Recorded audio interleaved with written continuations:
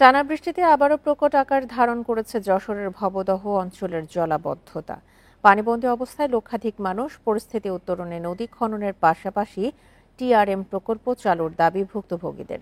খাল খননের পাশাপাশি পানি নিষ্কাশনের জন্য পাম্প স্থাপনের প্রক্রিয়া শুরু করেছে পানি উন্নয়ন বোর্ড। গত কয়েক বছর বৃষ্টি কম হওয়ায় যশোরের ভবদহ অঞ্চলে তেমন জলাবদ্ধতা দেখা যায়নি।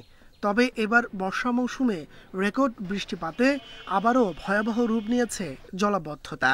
পানিতে তলিয়ে আছে কেশবপুর, মনিরামপুর, অভয়নগর উপজেলার অন্তত ১৫০ গ্রাম।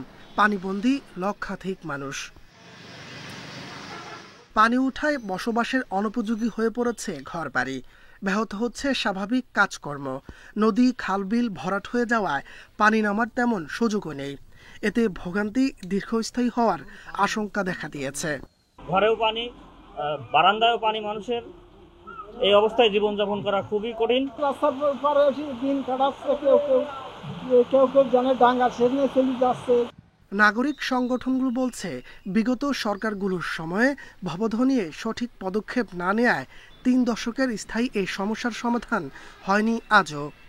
বিগত সরকারের আমলে স্থানীয় প্রতিমন্ত্রী তাদের সমন্বয়ে যে সিন্ডিকেট, সেই সিন্ডিকেট লুটপাটের স্বার্থে জোয়ারাধার প্রকল্প বানচাল করার ষড়যন্ত্রে লিপ্ত ছিল। আলমডাঙ্গা খাল খননের পাশাপাশি পানি নিষ্কাশনের জন্য অতিরিক্ত আরও ৭টি পাম্প স্থাপনের প্রক্রিয়া শুরুর কথা জানিয়েছে পানি উন্নয়ন বোর্ড। 3.34 কিলোমিটার দৈর্ঘ্যে পাইলট আকারে পুনঃখনন কাজ চলমান আছে। জলাবদ্ধতা সমস্যাটাকে আগে একটা সহনীয় পর্যায়ে এনে তারপরে অবশ্যই জনগণ যেটা দাবি করে, জনগণের যেটা চাহিদা, তাদের চাহিদার আলোকেই আমরা স্থায়ী জলাবদ্ধতা সমস্যার ব্যবস্থা গ্রহণ করব। জলাবদ্ধতার কারণে বিস্তৃত ফসলি জমি ও হাজারের বেশি মাছের ঘের ভেসে গেছে। স্থগিত করা হয়েছে অর্ধশত স্কুল, কলেজ ও মাদ্রাসার শিক্ষা কার্যক্রম। Independent news.